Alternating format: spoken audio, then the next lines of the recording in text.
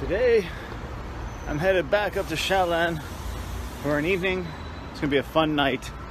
I've got something that they call dinner or date with Paul. And basically, I get together with about 8 to 10 students at a very fancy, very nice Western restaurant. And we go over Western eating etiquette and wine tasting. Not every Chinese person is aware of Western eating etiquette, standards, rules, use of utensils, wine tasting, things like that. Now to get up to Xiaolan from where I live now is even harder than it used to be.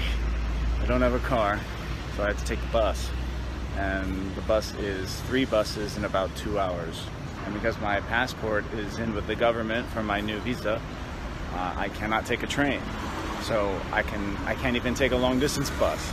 I can't check in any hotels. So I'm stuck with the city bus to get up there. I could take a DD or something, but that's almost 300 RMB to get there. And it really only saves me about 35-40 minutes total. So just get on the bus and, you know, play with my phone for a little while, maybe even take a nap. Check this out. You see that, look, it goes the whole block, all the way down there. It's just a complete waste.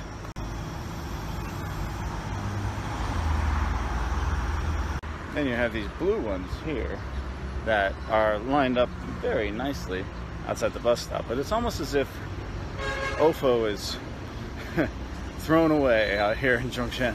I mean, you can see that the tires are not good for very long at all. I mean, that's pretty cheap. You scan a QR code there and then it unlocks it for you and you pay on your mobile phone. And, you know, they're very popular. You see a lot of people using them.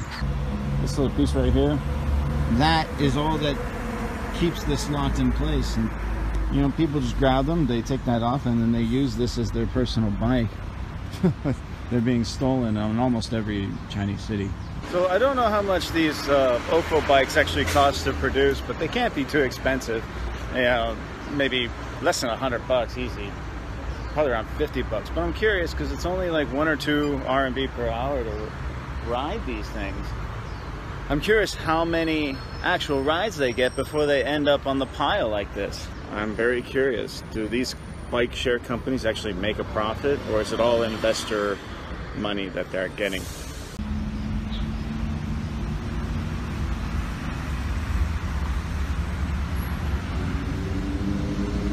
And you got another company there, Mobike. This is the new OFO bike. The new design, and they just sit here and rot. Nobody comes and gets them. Okay, time to take bus number 2.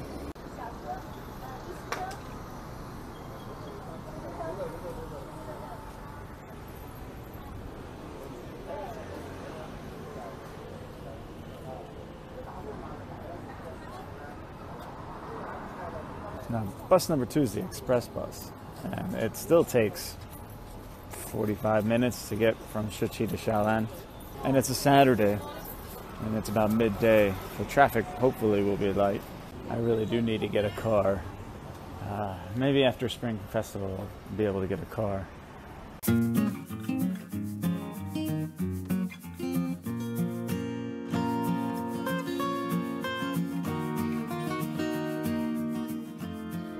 Dinner tonight.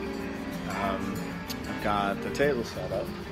It's not a perfect rectangle because they mostly have square tables, so you can see it's a square dinner setup. And of course PPT set up for the lesson. My colleague translated the menu into English just for this dinner. So we've got about 8 people coming, which is a pretty good turnout. Any more than that, it's almost too big.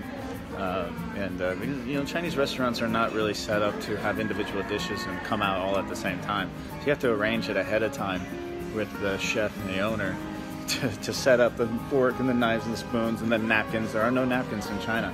So to teach proper napkin etiquette about where it goes on your lap, you know, on the table, you know, you get up, things like that. Plus wine etiquette, wine tasting, ordering a bottle, that kind of thing is fairly uncommon here in China. So, of course, it's not just dinner, it's an actual lesson.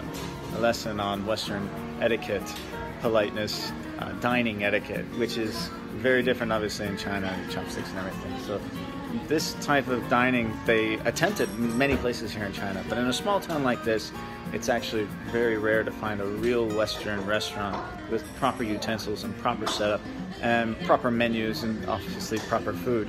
And for the students, they each pay around 200 RMB to come and have a steak dinner with me.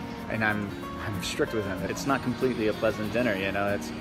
I gotta tell them, you know, no chewing with your mouth open. You know, this is how you cut the steak, the knife on the top of the plate, and then switch hands. You know, so you eat with your right hand, things like this. Besides all the vocabulary and, of course, you know, proper grammar.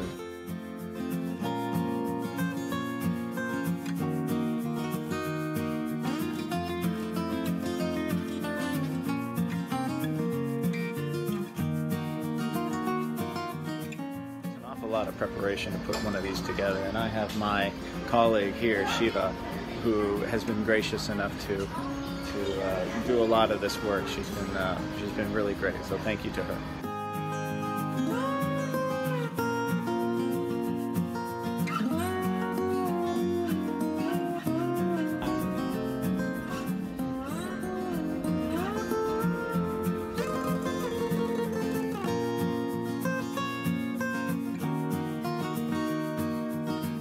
Well, that's it.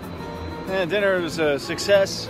I think the students learned some good things, and you got to give it up to them for allowing themselves to be opened up to critiquing their dining etiquette. That is something that even in Western culture we find to be quite rude, and it's even kind of awkward for me to walk around and say, hey, get your elbows off the table, please put your phone away, you know, don't laugh with your mouth open, things like this. And I have to point these out so that they understand it.